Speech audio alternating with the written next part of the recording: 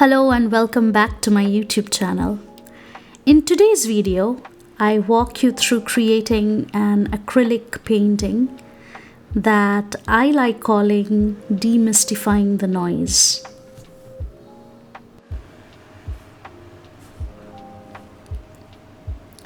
I started working on this piece sometime in July, I think, when I was alone in the house for a week. And I would look forward every day for this time in the evening when I could just snuggle up on the floor, painting and listening to a podcast. So I had quite a difficult time figuring out the exact way I wanted this piece to look. I do not know the reason for it. Maybe I did not have a very clear vision of how and what I wanted to draw exactly.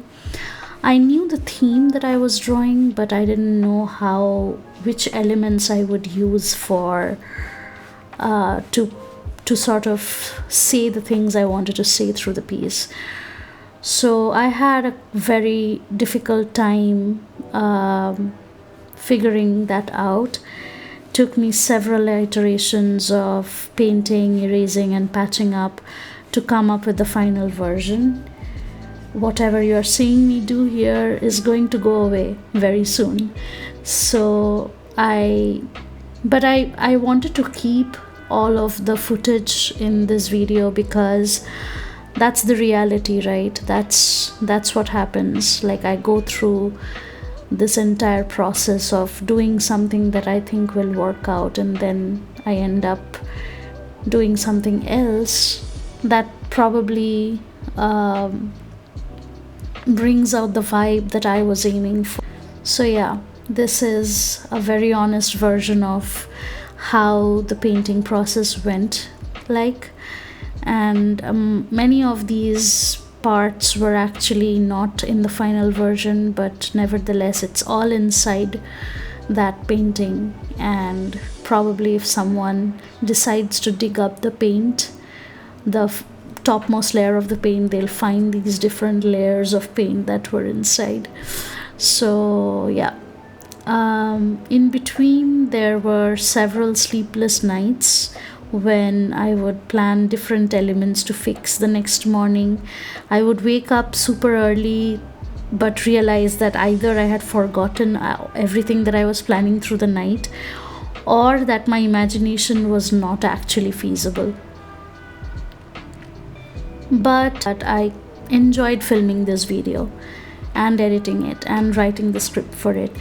And at a point in my life when I kind of am trying to decide what I want to do after I finish my PhD, I often feel very overwhelmed and anxious about that future that I cannot see. But somehow talking about art and keeping my hands busy with creating gave me a sense of peace, I realized. All the noise in my head is just suddenly silenced the moment I hold the brush and the brush touches the paint and the paint fills the canvas. I'm dreaming in dreams bigger than me, taking my time, giving to me, paint my life into a masterpiece, coloring it how I want it to be. Won't stop till I see what I want to see.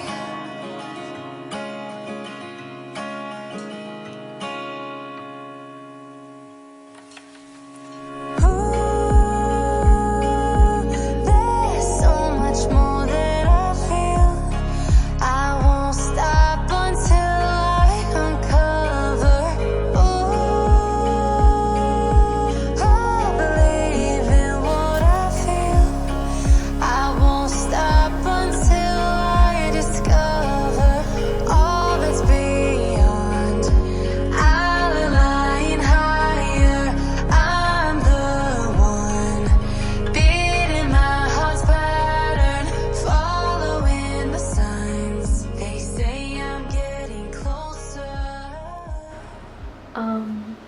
It's midnight and I just realized that I'm not happy with the piece.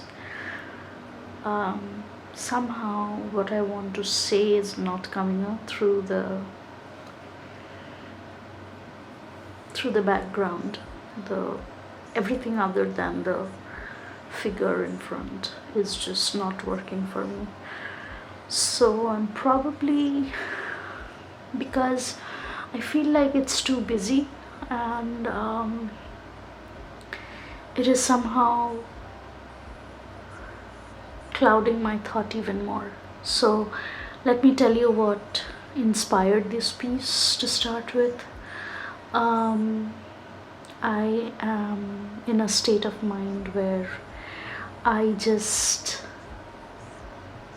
am having to deconvolute a lot of thoughts about everything, really.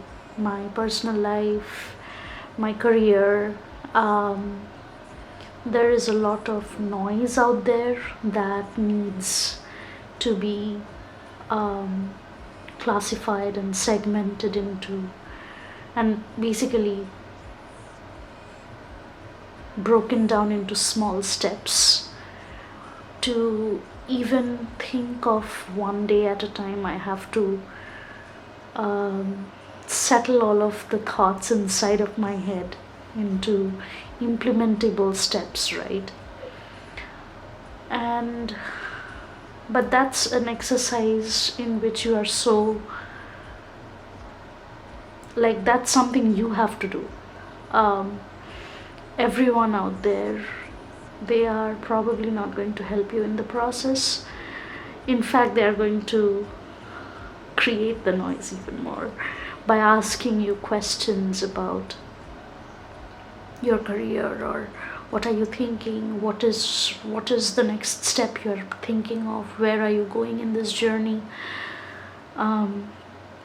And they are perfectly fine in asking those questions. It's just that these are the very questions that I don't have the answers to, which I ask myself every second, every day.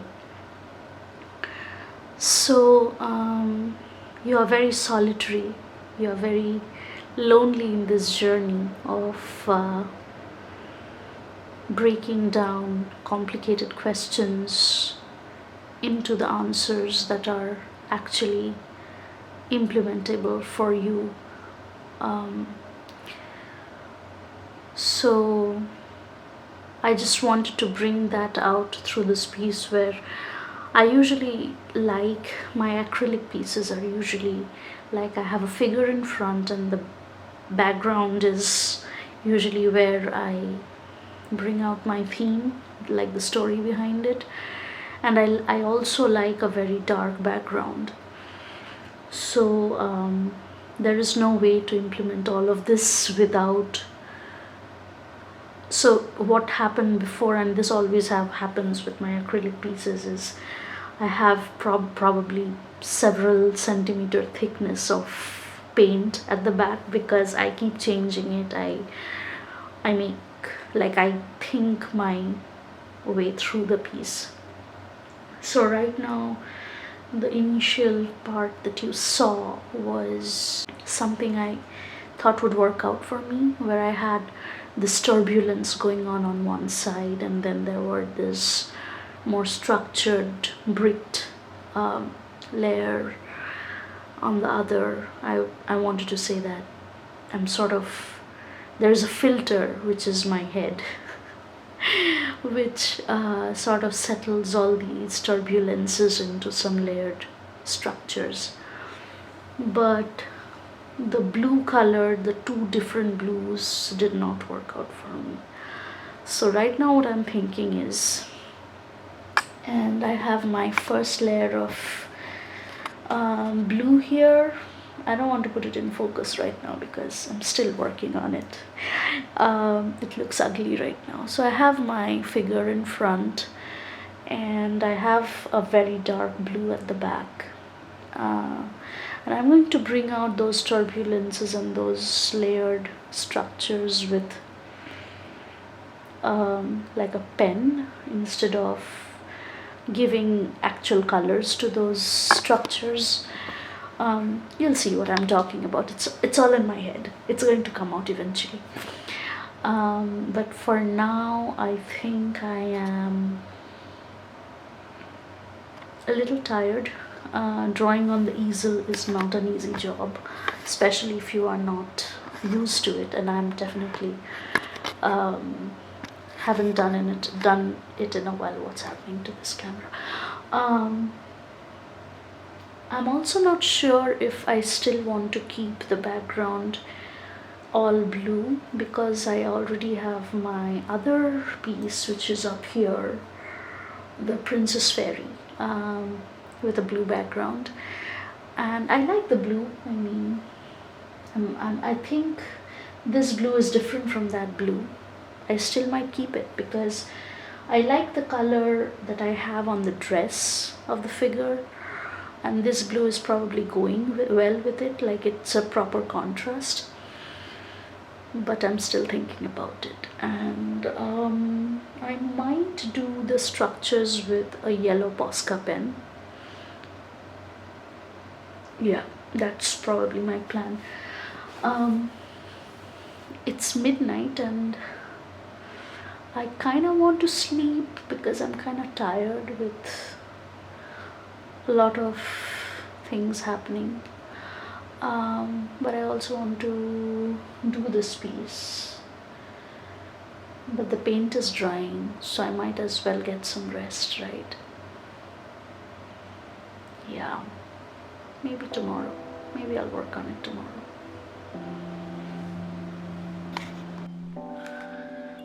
I did this very spontaneously and I kind of like it. I added some green in the background because I felt like I haven't really experimented with leaves in the past. I haven't really experimented with any green in the past.